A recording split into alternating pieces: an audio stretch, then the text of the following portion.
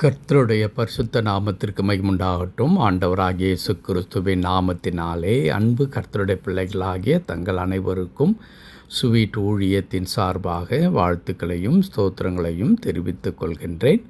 பிரசங்கியின் புத்தகம் 10ஆம் அதிகாரம் 4வது வசனம்.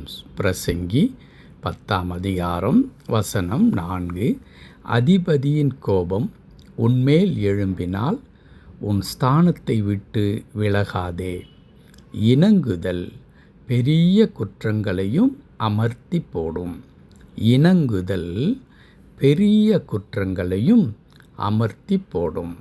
என் அன்பு கடவுளுடைய பிள்ளைகளே, பிரசங்கியின் புத்தகம், நீதிமொழிகள் இவையெல்லாம் ஞானத்தினுடைய பாடல்கள் என்று சொல்லுவார். அது பொய்டிக்கல் லிட்ரேச்சர் என்று சொல்லுவார்கள். அது பாடல் வடிவில் எழுதப்பட்டவைகள் மாத்திரமல்ல, அதில் ஞானம் சொரிந்திருப்பதை நாம் பார்க்க முடியும். இந்த பிரசங்கியின் புத்தகத்தில் மிக அற்புதமான காரியங்கள் எழுதப்பட்டிருக்கின்றது. மாயை மாயை எல்லாம் மாயை என்று சொல்லி இன்றைக்கி மக்கள் அதை கொஞ்சம் கூட நினைத்து பார்ப்பதே இல்லை. இந்த உலகம் மாயையான ஒன்று. நாம் பார்த்து கொண்டிருப்பது மாயை. நம்முடைய கண்களுக்கு முன்பதாக தோன்றுகின்ற எல்லாமே மாயை தான் என்பதை மனிதன் மறந்து போகின்றான். நான் மாத்திரம்தான் இந்த உலகத்தில் ஆள பிறந்தவன், வாழ பிறந்தவன் என்று ஏழ்மையாக இருக்கிறவர்களை, வாய்ப்பில்லாதவர்களை அல்லது பலவீனர்களை நசுக்குகிறவர்களாகவும் வஞ்சிக்கிறவர்களாகவும், ஒருவரை வஞ்சித்து ஒருவரை ஏமாற்றி மற்றவர்கள் வாழ்கின்றதான காரியங்களை இந்த உலகத்தில் நாம் பார்த்து கொண்டே இருக்கின்றோம். அன்பு கடவுளுடைய பிள்ளைகளை, இன்றைக்கு வாசித்த இந்த வசனத்தில் பிரசங்கி அற்புதமான ஒரு காரியத்தை சொல்லுகிறார். இந்த வசனத்தினுடைய 2வது பகுதி இணங்குதல். இணங்குதல் என்றால் அமைதியாக இருத்தல், விட்டு கொடுத்தல், இறங்கி செல்லுதல் என்றெல்லாம் நாம் பொருள் எடுத்துக்கொள்ளலாம். ஒருவர் நம்மீது கோபப்படுகின்றார். அப்பொழுது அது அதிகாரியாக இருக்கலாம், அல்லது நம்முடைய குடும்பத்திலே கூட அது கணவன் மனைவிக்கு இடையிலே இருக்கின்ற காரியமாக இருக்கலாம். ஒருவர் கோபப்படும் பொழுது மற்றொருவர் கொஞ்சம் விட்டு கொடுத்து சென்றால் அங்கே என்ன நடக்குமாம்? பெரிய குற்றங்களை கூட அங்கே அமர்த்தி போடலாம். பெரிய குற்றங்கள் கூட அங்கே மறக்கச் செய்வதற்கான வழிகள், வாய்ப்புகள் அதிகமாக இருக்கிறது என்று இங்கே குறிப்பிடுகின்றார். ஆமாம் நண்பு கடவுளுடைய பிள்ளைகளை, இன்றைக்கு நாம் சரிக்கு சரியாக நாம் பேச வேண்டும் என்று சொல்லியும், என்னுடைய நீதியை, என்னுடைய நியாயத்தை நான் நிலைநாட்டியே தீருவேன் என்றும் நினைக்கின்ற மக்கள் அதிகமாக இருக்கிறதை நாம் பார்க்கின்றோம்.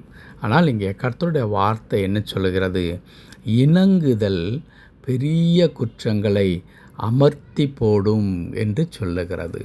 இணங்குதல், மனிதன் இணங்குகிற ஒரு மனிதனாக, விட்டு கொடுக்கிற ஒரு மனிதனாக, தீமையை சகித்து கொள்ளுகிற ஒரு மனிதனாக இருக்கும் பொழுது அநேக பிரச்சனைகளை தன் வாழ்க்கையில் அவன் தவிர்க்க முடியும் என்பதுதான் இந்த வசனத்தினுடைய ஆழமான விளக்கமாக இருக்கிறது. என் அன்பு கடவுளுடைய பிள்ளைகளை, அப்படி நாம் குடும்பத்திலோ அல்லது நாம் பணியாற்றுகிற இடத்திலோ அல்லது மற்ற எந்த இடத்திலோ, சாலையில் கூட நாம் செல்லும் பொழுது வீணாக வந்து நம்முடைய வாகனத்தையோ அல்லது நமக்கு ஏதோ ஒரு தீங்கை செய்தால் கூட உடனே நாம் கோபப்படுகின்ற மக்களாகத்தான் இருக்கிறோம். அதே போல் தான் எல்லா இடங்களிலும், ஏன் நான் எந்த குற்றமும் செய்யவில்லை, நீ இப்படி செய்வதற்கு உனக்கு யார் அதிகாரம் கொடுத்தது என்ற நிலைக்கு நாம் தள்ளப்படுகின்றோம். ஆனால் அதே நேரத்தில் நாம் விட்டு கொடுத்து செல்லும் பொழுது பல காரியங்கள் நமக்கு அனுகூலமாக இருக்கும். பல ஆபத்துகளையும் பிரச்சனைகளையும் நாம் தவிர்க்க முடியும் என்பதை அனுதின வாழ்க்கையில் நாம் நினைவில் கொள்ள வேண்டியவர்களாக நாம் இருக்கிறோம். கணவனுக்கும் மனைவிக்கும் இடையிலே ஏன் ஓயாத பிரச்சனை வந்து கொண்டே இருக்கிறது என்றால், இன்றைக்கு கணவனுக்கும் மனைவிக்கும் இடையில் விட்டு கொடுக்க வேண்டும் என்ற எண்ணம் வருகிறதில்லை. மாறாக ஈகோ என்று சொல்லக்கூடிய, நீ பெரியவனா, நான் பெரியவனா, உனக்கு நான் எந்த விதத்திலும் சலித்தவன் அல்ல, தாழ்ந்தவன் அல்ல, நீ என்னை எப்படி பேசலாம், நீ ஒரு வார்த்தை பேசினால் நான் அதற்கு 10 மடங்கு நான் பேசுவேன், ஏனென்றால் அப்பொழுது தான் என்னுடைய வழி எது என்று என்ன என்று உனக்கு புரியும் என்று சொல்லி இன்றைக்கு சரிக்கு சமமாக நிற்பதினாலே குடும்பங்கள் நிலை குலைந்து போகிறதை நாம் பார்க்கின்றோம். என் அன்பு கடவுளுடைய பிள்ளைகளை, ஆண்டவர் தீமையை சகித்தார் என்று சொல்லி நாம் வேதத்தில் வாசிக்கிறோம். அப்படிதான் ஆண்டவர் தீமையை சகிக்க சொல்லியும் நமக்கு சொல்லி கொடுத்திருக்கின்றார். இயேசு கிறிஸ்துவனுடைய வாழ்க்கை முழுவதையும் நீங்கள் பார்ப்பீர்களானால் அங்கே இயேசு கிறிஸ்துவிற்கு விரோதமாக அநேக மக்கள் எழும்பினார்கள், அவரை அவமானப்படுத்தினார்கள், நிந்தித்தார்கள். இவன் பிசாசுவின் மகன் என்று சொன்னார்கள், இவன் பிசாசை கொண்டு பேய்களை துரத்துகிறான் என்று சொன்னார்கள். இப்படியெல்லாம் சொன்ன மக்களிடத்தில், இதோ பாருங்கள், நீங்கள் எப்படி பேச முடியும், நான் தேவனுடைய குமாரன் என்று நிரூபித்து காண்பிக்கிறேன் என்று ஆண்டவர் அப்படியே அவர்களுக்கு முன்பதாக தான் தேவ குமார் என்பதை நிரூபிப்பதற்கு அவர் முயற்சி மேற்கொள்ளவே இல்லை. மாறாக அவர் அப்படியே அதை சகித்து கொண்டார். காரணம், அவருக்கு ஒரு இலக்கு இருந்தது. அது என்ன இலக்கு? என் ஜனத்தின் மீட்பிற்காக என் தந்தை என்னை அனுப்பி இருக்கிறார், நான் அதை செய்ய வேண்டும். அப்படி இணங்கி செல்லும் பொழுது என் இலக்கை நான் தொடர முடியும். அதே போல் பவுல் தன்னுடைய நிருபங்களிலே சொல்லும் பொழுது, குறிப்பாக ரோமரில் ஏற்கனவே அதை நாம் படித்திருக்கின்றோம் இல்லையா? தீமைக்கு நீங்கள் தீமை செய்யாதிருங்கள், தீமைக்கு நன்மை செய்யுங்கள், தீமையோடு நீங்கள் எதிர்த்து நிற்காதீர்கள். இதெல்லாம் என்ன அர்த்தம்? நீங்கள் இணங்கி செல்லுங்கள், விட்டு கொடுத்து செல்லுங்கள், விட்டு கொடுத்து செல்ல. உலக மக்கள் கூட இப்படி சொல்லுகிறார்கள், விட்டு கொடுத்தவர்கள் கெட்டு போனது இல்லை என்று சொல்லி. நிறைய சென்னையில் ஆட்டோவுக்கு பின்னாடி எழுதி வைத்திருக்கும், விட்டு கொடுத்தவர்கள் கெட்டு போனது இல்லை என்று சொல்லி. ஆனால் இன்றைக்கு குடும்பங்களில், குறிப்பாக கணவனுக்கும் மனைவிக்கும் இடையில், நான் ஏன் விட்டு கொடுத்து போக வேண்டும்?